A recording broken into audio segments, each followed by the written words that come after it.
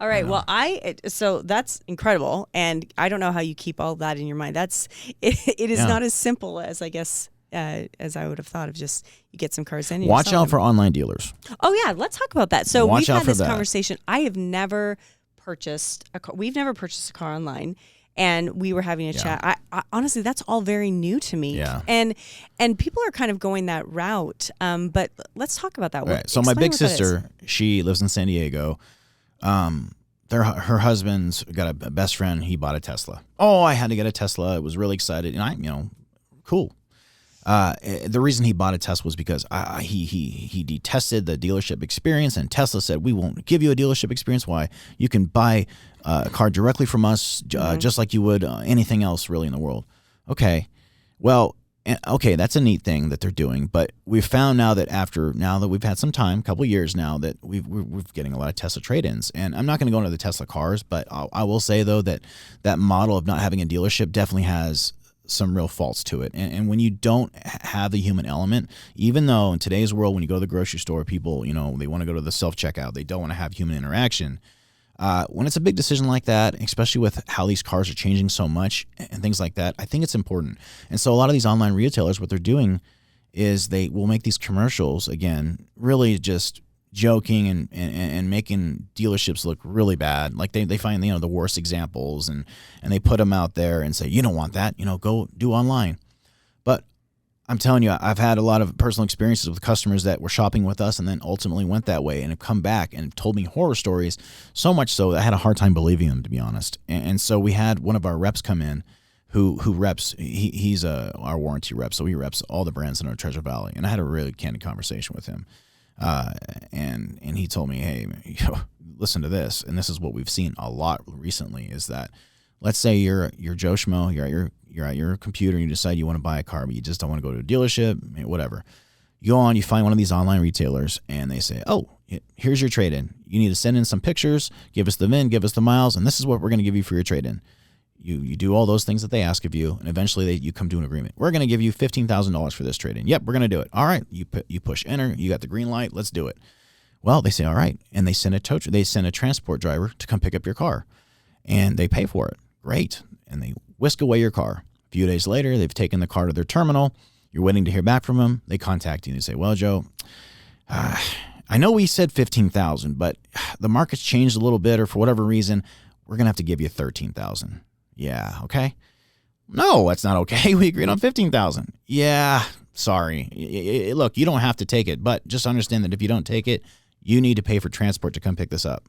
So you're kind of at our mercy, so you better take it. That's garbage. It's awful. It's super shady, and guys, it's happening at an alarmingly high rate. And it really, honest to God, is happening. I swear on it.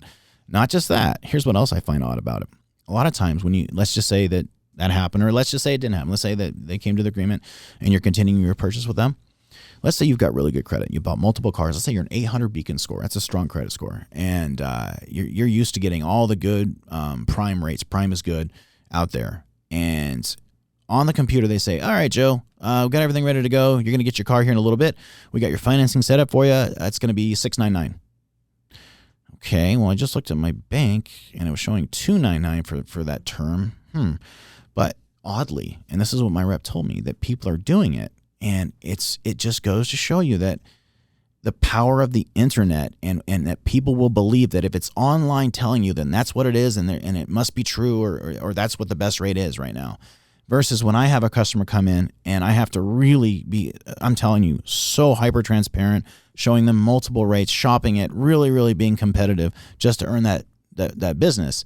And to give you a quick example, every month we do what we call lease specials. So I build a lease real quick. I put it on our website so people can see what a car could lease for. Recently, I had one on an Audi Q3. I had a couple come in. Hey, we're here for that Q3 lease special. Oh, guys, that car just sold. It did. However, I have another Q3. It's $800 more in price. Just barely, just a few more options. And I can do the special on that. It'll be about $9 more in payment. And they looked very confused. They said, no, we want the lease special that's on your website. I said, I understand that. I can't give you that so much because I don't have that exact car. But again, I can give you the same structure for the most part. It'll just be $9 more. And they said, oh, well, can I find that somewhere online? I'm like, guys, I built this. I mean, I can build it right now. It'll take a day to upload and I can get it on there. But again, it was the power of, because I'm telling them versus what the computer tells them, the computer must be real.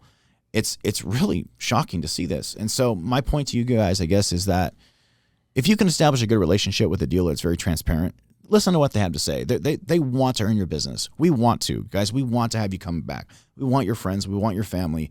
We want good experiences. That's what we want. And so a lot of these online dealers, all you are is a number, and really they're preying on people's fears of the human interaction, and they're getting away with some really shady antics, even though they're the ones that promote these bad commercials and stuff. So that's just my point with online retail. What's interesting is this generational divide. So I look at my parents, and they will believe, I was thinking the health industry, but they will believe what a doctor tells them no matter what.